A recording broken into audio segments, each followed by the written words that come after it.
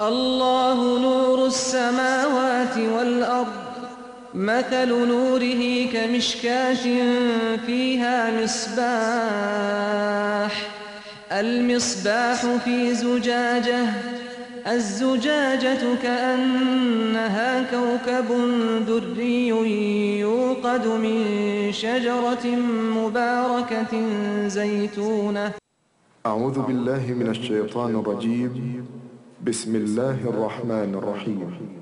الحمد لله رب العالمين الرحمن الرحيم مالك يوم الدين إياك نعبد وإياك نستعين اهدنا الصراط المستقيم صراط الذين أنعمت عليهم غير المغضوب عليهم ولا الضالين.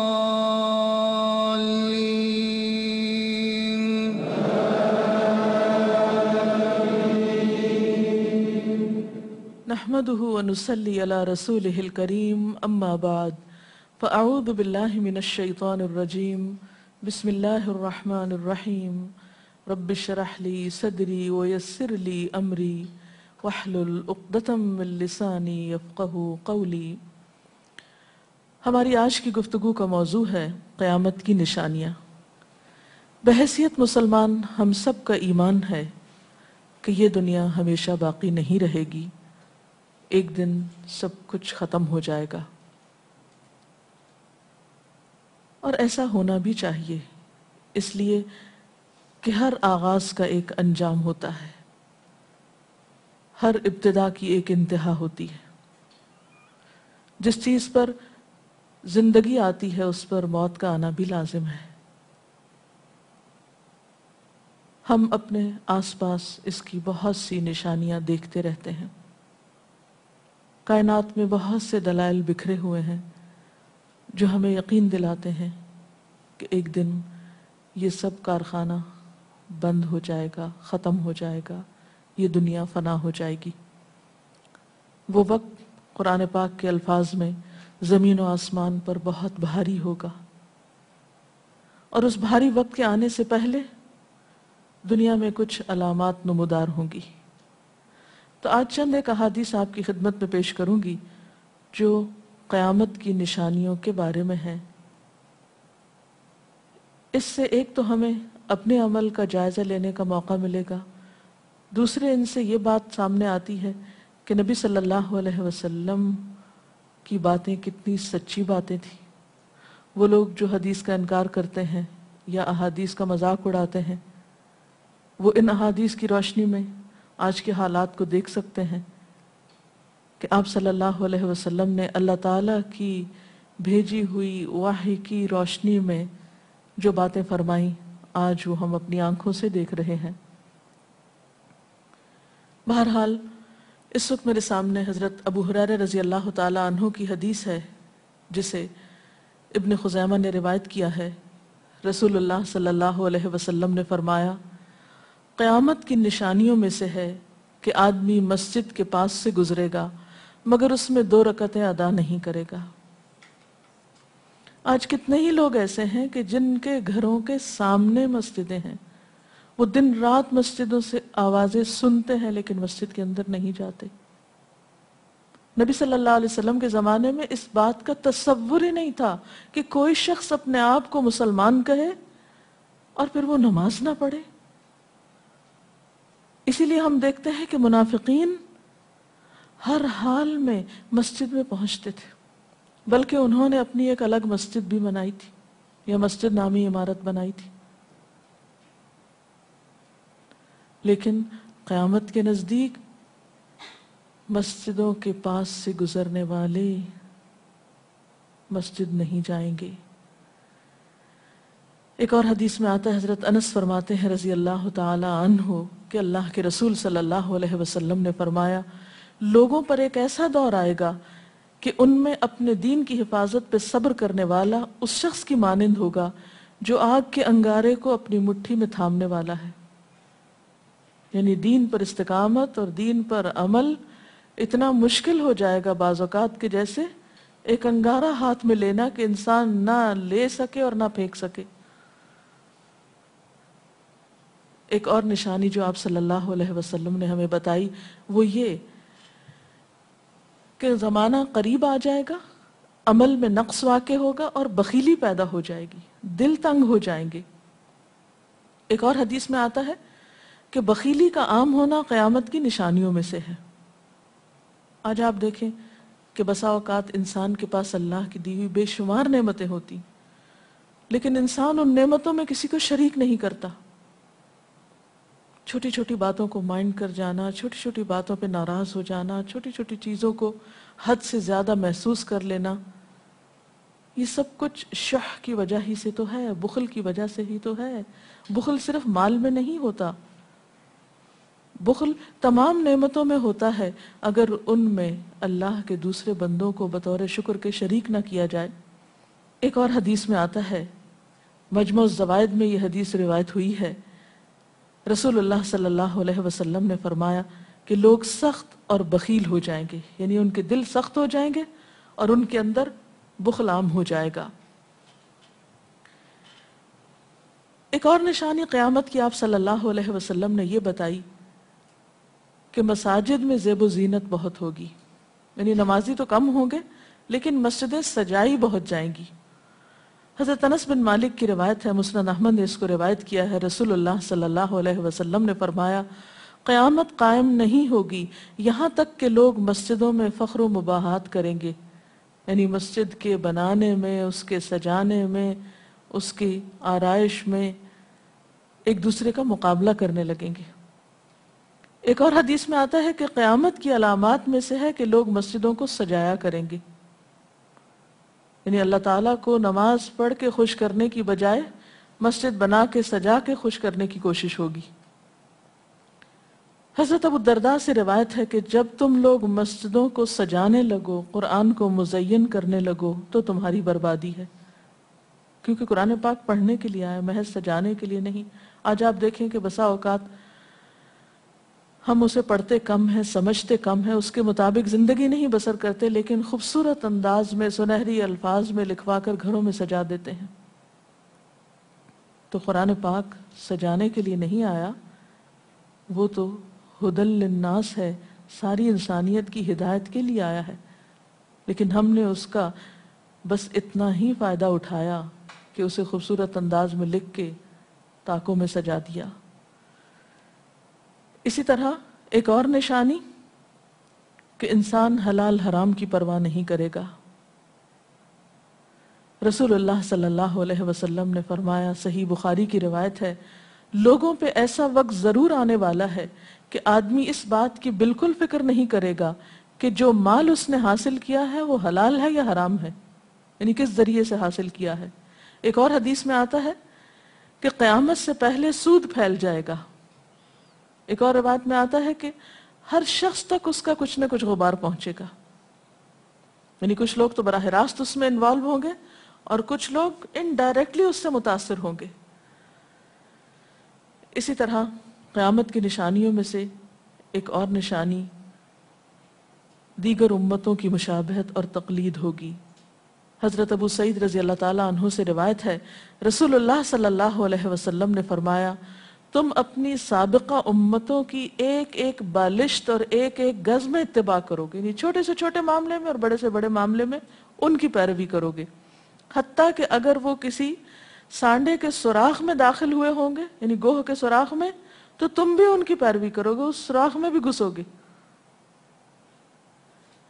ہم نے پوچھا، یا رسول اللہ صلی اللہ علیہ وسلم، کیا آپ کی مراد یہود و نصارہ ہیں؟ فرمایا، پھر اور کون؟ اور آج ہم مسلمان دیکھ سکتے ہیں کہ ہم کس کی پیروی کر رہے ہیں، کتاب اللہ اور سنت رسول اللہ صلی اللہ علیہ وسلم کی یا کسی اور کی۔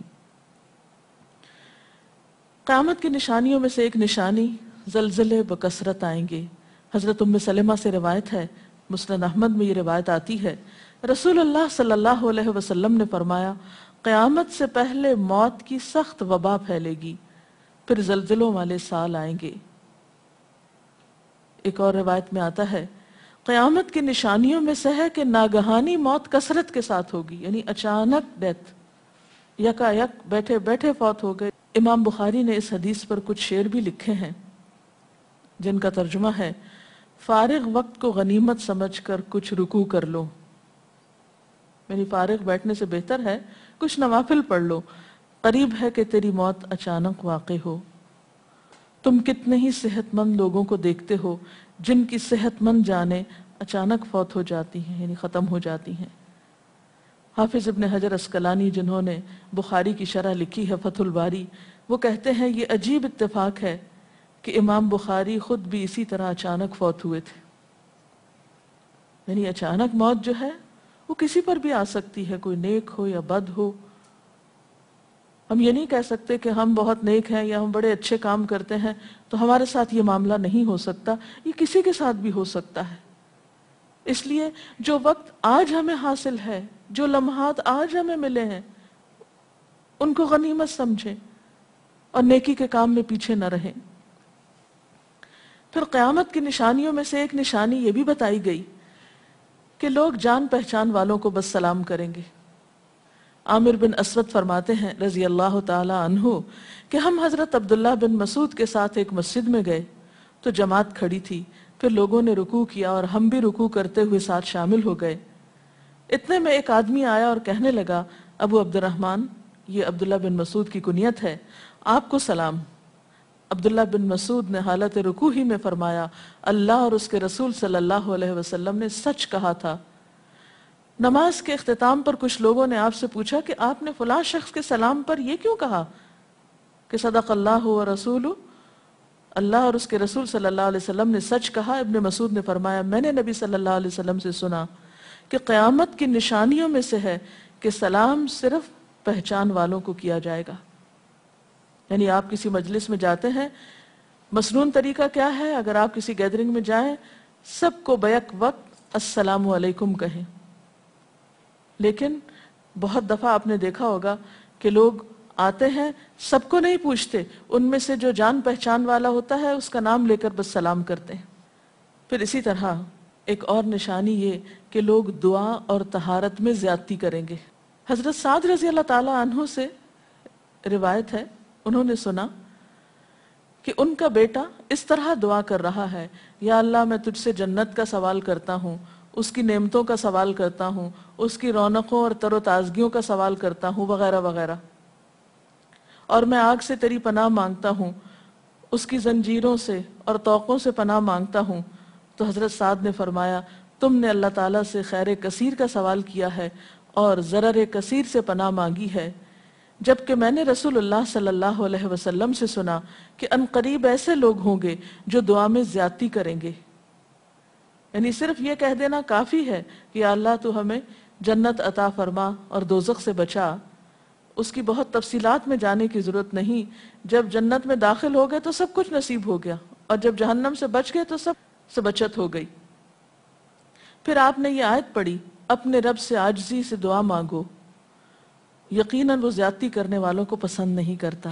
یعنی دعاؤں میں زیادتی اور اس قسم کی تفصیلات یہ پسندیدہ نہیں ہیں۔ تمہیں یہی کافی تھا کہ تم یوں کہتے: یا اللہ، میں تجھ سے جنت اور ہر اس قول و عمل کا سوال کرتا ہوں جو جنت کے قریب کر دے، اور میں تیری پناہ چاہتا ہوں جہنم سے اور ہر اس قول و عمل سے جو جہنم کے قریب کرے۔ تو اتنا کہنا کافی تھا۔ پھر قیامت کی نشانیوں میں سے ایک نشانی آپ صلی اللہ علیہ وسلم نے یہ بھی بتائی کہ نااہل حاکم مقرر کیے جائیں گے۔ حضرت ابو ہریرہ سے روایت ہے کہ قیامت کی نشانیوں میں سے ہے کہ ذلیل اور کمینے لوگ نیک شریف لوگوں پر غالب ہو جائیں گے۔ کیوں ابن مسعود، کیا تم نے بھی یہ بات میرے محبوب صلی اللہ علیہ وسلم سے سنی ہے؟ ابن مسعود نے فرمایا: ہاں، رب کعبہ کی قسم۔ حضرت حذیفہ سے روایت ہے کہ قیامت اس وقت تک قائم نہ ہوگی جب تک کہ تم اپنے امام کو قتل نہ کرو گے، یعنی لوگ اپنے حاکموں کو مارنے لگیں گے اور اپنی تلواروں کے ساتھ آپس میں ہی لڑائی کرو گے، علاوہ ازیں تم میں سے بدترین لوگ تمہاری دنیا کے وارث ہو جائیں گے۔ اسی طرح قیامت کی نشانیوں میں سے ایک نشانی یہ بھی ہے، حضرت عبداللہ بن مسعود سے مروی ہے کہ رسول اللہ صلی اللہ علیہ وسلم نے فرمایا: قیامت کے قریب صرف مخصوص لوگوں کو سلام کیا جائے گا. تجارت اس قدر پھیل جائے گی کہ عورت تجارت میں اپنے خاوند کا ہاتھ بٹائے گی. یعنی اتنا بزنس ہوگا کہ مرد سے اکیلے نہیں سنبھالا جائے گا، عورتیں اس میں شریک ہوں گی. رشتہ داری توڑی جائے گی، یعنی مال کثرت سے ہونے کے باوجود رشتہ داروں کا خیال نہیں رکھا جائے گا. جھوٹی گواہی دی جائے گی، حق چھپایا جائے گا، اور قلم کا ظہور ہو جائے گا، یعنی نشر و اشاعت خوب ہوگی، خوب لکھا جائے گا. ایک اور روایت میں آتا ہے کہ وقت مختصر ہو جائے گا. آج آپ دیکھیے ہر شخص وقت کی کمی کی شکایت کرتا ہے. حضرت ابو ہریرہ رضی اللہ تعالیٰ عنہ سے روایت ہے، رسول اللہ صلی اللہ علیہ وسلم نے فرمایا، قیامت قائم ہونے سے پہلے یہ نشانی ظاہر ہوگی کہ زمانہ قریب آ جائے گا. یتقارب الزمان، سال مہینے کی طرح، مہینہ ہفتے کی طرح، ہفتہ دن کی طرح، اور ایک دن ایک گھنٹے کی طرح، اور ایک گھنٹہ آگ کے شعلے کی طرح تیزی سے گزرنے والا ہو جائے گا. اور آج آپ دیکھیے کہ اللہ کے رسول صلی اللہ علیہ وسلم کی یہ بات کتنی سچ معلوم ہوتی ہے کہ ہر شخص وقت کی کمی کا شکار ہے، اور پتہ ہی نہیں چلتا ہفتہ گزر گیا، پتہ ہی نہیں چلتا مہینہ گزر گیا، پتہ ہی نہیں چلتا سال گزر گیا، پتہ ہی نہیں چلتا اتنی عمر گزر گئی. کل کی بات لگتی ہے. اور انڈائریکٹلی یہ اشارہ اس بات کی طرف کہ زندگی کی رفتار بہت تیز ہو جائے گی، یعنی انسان یعنی فاسٹ لائف جس کو آپ کہتے ہیں اس کا شکار ہو جائے گا. ایک اور روایت میں آتا ہے کہ دنیا محبوب ہو جائے گی، موت سے نفرت ہو جائے گی. حضرت ابو ہریرہ سے روایت ہے، رسول اللہ صلی اللہ علیہ وسلم نے حضرت ثوبان سے فرمایا، اے ثوبان، اس وقت تمہارا کیا حال ہوگا جب دوسری امتیں تم پر اس طرح ٹوٹ پڑیں گی جس طرح تم کھانے کے برتن پہ ٹوٹ پڑتے ہو. ثوبان نے کہا، میرے ماں باپ آپ پہ قربان، اے اللہ کے رسول صلی اللہ علیہ وسلم، کیا اس وقت ہم تعداد میں کم ہو جائیں گے؟ فرمایا، نہیں، بلکہ تم کثرت میں ہوگے، لیکن اللہ تعالیٰ تمہارے دلوں میں وہن ڈال دے گا. صحابہ نے پوچھا، یا رسول اللہ صلی اللہ علیہ وسلم، وہن کیا چیز ہے؟ آپ نے فرمایا، دنیا سے محبت اور جہاد سے نفرت. اور ایک روایت میں آتا ہے، دنیا سے محبت اور موت سے نفرت. اسی طرح نیک لوگ آہستہ آہستہ کم ہو جائیں گے. رسول اللہ صلی اللہ علیہ وسلم نے فرمایا، نیک لوگ یکے بعد دیگرے رخصت ہوتے جائیں گے، فوت ہوتے جائیں گے. فضول لوگ باقی رہ جائیں گے، بیکار، نکمے، جس طرح جو کا بھوسا یا ردی کھجور باقی رہ جاتی. اللہ تعالیٰ ان فضول لوگوں کی کچھ پرواہ نہ کرے گا، یعنی کوڑے کرکٹ کی طرح ہوں گے جن کی کچھ پرواہ نہ کرے گا کہ ان کو پھینک دیا جائے یا کاٹ دیا جائے یا کہیں جلا دیا جائے. ایسے لوگوں کی اللہ تعالیٰ کو کچھ بھی ضرورت نہیں ہو. حضرت عمرو بن شعیب اپنے والد سے اور اپنے دادا سے روایت کرتے ہیں، رسول اللہ صلی اللہ علیہ وسلم نے فرمایا، لوگوں پر ایک ایسا وقت آئے گا کہ ان کی خوب چھانٹی صفائی کی جائے گی تو فضول لوگ باقی رہ جائیں گے اور نیک لوگ ختم ہو جائیں گے. پھر آپ نے اپنے دونوں ہاتھوں کی انگلیوں کو آپس میں ملا کر فرمایا، اس طرح ان کے وعدے اور امانتیں خلط ملط ہو کر رہ جائیں گے اور وہ اختلافات کا شکار ہو جائیں گے. یعنی نہ ان میں وعدوں کا پاس ہوگا، نہ امانتوں کی ادائیگی کا احساس ہوگا، اور وہ ایک ہی چیز جانیں گے اور وہ لڑائی جھگڑا، اختلافات. کیونکہ کوڑا کرکٹ ہے نا، کوئی وزن تو اس کا ہے نہیں، کوئی اصول تو ہے نہیں، کسی نیک کام میں استقامت تو ہے نہیں، بس جدھر کو پانی جا رہا ہے اس پہ بہ رہے ہیں، ہوا چل رہی ہے اس پہ اڑ رہے ہیں. تو ایسے نکمے اور بیکار لوگ باقی بچیں گے، اور پھر ایک دن دنیا اپنے اختتام کو پہنچ جائے گی. ہر گھر میں فتنہ داخل ہو جائے گا. حضرت عوف بن مالک فرماتے ہیں کہ میں غزوہ تبوک کے موقع پر رسول اللہ صلی اللہ علیہ وسلم کی خدمت میں حاضر ہوا جبکہ آپ اس وقت چمڑے کے ایک خیمے میں تشریف فرما تھے. آپ نے فرمایا، قیامت کی 6 نشانیاں گن لو. پھر ایک ایسا عام اور تباہ کن فتنہ ہوگا کہ عرب کا کوئی گھر بھی اس کی لپیٹ میں آنے سے محفوظ نہ رہ سکے گا. تو اللہ تعالیٰ سے دعا ہے کہ وہ ہمارے ایمان اور عمل کی حفاظت فرمائے اور ہمیں نیکی کی توفیق عطا فرمائے، اپنی ذمہ داریوں کو صحیح معنوں میں پورا کرنے کی توفیق عطا فرمائے. وآخر دعوانا ان الحمد للہ رب العالمین. اگر آپ کے ذہن میں کوئی سوال ہو تو آپ کر سکتے ہیں. جو لوگ قیامت کی ان علامات کا مذاق اڑاتے ہیں اور کہتے ہیں کہ یہ حالات تو بہت عرصے سے ہیں، قیامت آنی ہوتی تو آ چکی ہوتی، تو ہم کیا کر سکتے ہیں، انہیں کیسے سمجھا سکتے ہیں؟ دیکھیے کہ جو لوگ مذاق اڑانے پر تل جاتے ہیں ان کا کوئی علاج نہیں. نبی صلی اللہ علیہ وسلم کے زمانے میں بھی ایسے لوگ موجود تھے جو دین کے شاعر کا مذاق اڑاتے تھے. قرآن نے ایسے لوگوں کو منافق بتایا ہے. اور بات یہ ہے کہ جب قیامت آئے گی تو پھر کسی سے پوچھ کر نہیں آئے گی، اس کا وقت تو اللہ تعالیٰ کو معلوم ہے، اور جب آ جائے گی تو کوئی اس سے فرار حاصل نہیں کر سکے گا. آج ہمیں اللہ تعالیٰ نے اختیار دیا ہے، چاہیں تو کسی چیز کو مانیں اور چاہیں تو انکار کر دیں، لیکن جب اصل حقیقت سامنے آئے گی تو پھر ہم انکار نہ کر سکیں گے. جی آپ سوال کیجیے. آپ نے بتایا کہ قیامت کی نشانیوں میں ہے کہ طہارت میں بھی زیادتی کی جائے گی، تو اس سے کیا مراد ہے؟ اس کا معنی یہ ہے کہ لوگ طہارت حاصل کرتے وقت وسائل یا ریسورسز کو بہت ضائع کریں گے. مثلا یہ کہ وضو کرتے وقت بہت زیادہ پانی لنڈھانا، بہت صابن گرانا، اسی طرح نہاتے وقت بہت پانی ضائع کرنا. نبی صلی اللہ علیہ وسلم کے زمانے میں پانی کی قلت بھی ہوتی تھی، لیکن اس کے باوجود آپ صلی اللہ علیہ وسلم کی تعلیمات میں ہے یہ بات کہ ایک شخص کو آپ نے فرمایا تھا کہ خواہ تم دریا کے کنارے بیٹھے ہو پھر بھی وضو کے لیے اتنا ہی پانی لو جتنا تمہاری ضرورت ہے، یعنی بہت زیادہ پانی ضائع نہ کرو. آج ہم دیکھتے ہیں کہ بہت سے وسائل کے ذریعے پانی کا حصول بعض علاقوں میں بہت آسان ہو گیا ہے اور لوگ بہت ناقدری کے ساتھ پانی ضائع کرتے ہیں. مثلا بعض دفعہ دیکھا گیا ہے کہ برش کرنے کے وقفے میں ٹیپ کھول دی جاتی ہے، بعض اوقات 5 منٹ تک ٹیپ میں سے پانی بہتا رہتا ہے اور آرام آرام سے لوگ اپنی طہارت اور صفائی کا اہتمام کرتے رہتے ہیں. تو کسی بھی طرح کے وسائل کو ضائع کرنا جو ہے وہ اسلامی تعلیمات کے خلاف ہے، خواہ وہ دین کے کسی کام کے کرنے میں ہی کیوں نہ استعمال کیے جائیں، وضو جیسی چیز میں ہی کیوں نہ استعمال کیے جا رہے ہوں. تو طہارت میں مبالغہ آرائی کا مطلب یہی ہے، وسائل کا ضیاع. دعا میں زیادتی کا مقصد کیا لمبی دعاؤں کا بھی مراد یہ ہوگا؟ اصل میں دعا تو حسب ضرورت کی جا سکتی ہے، حسب موقع. کبھی آپ کے پاس وقت زیادہ ہوتا ہے تو آپ دیر تک بھی دعا کر سکتے ہیں، مخصوص اوقات میں، مخصوص قبولیت کی جگہوں پر.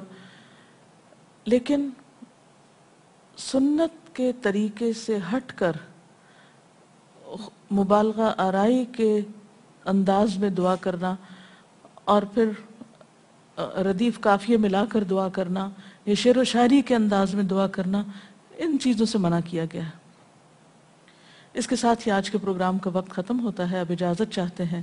السلام علیکم ورحمۃ اللہ وبرکاتہ. اللہ اکبر اللہ اکبر لا الہ الا اللہ واللہ اکبر اللہ اکبر وللہ الحمد.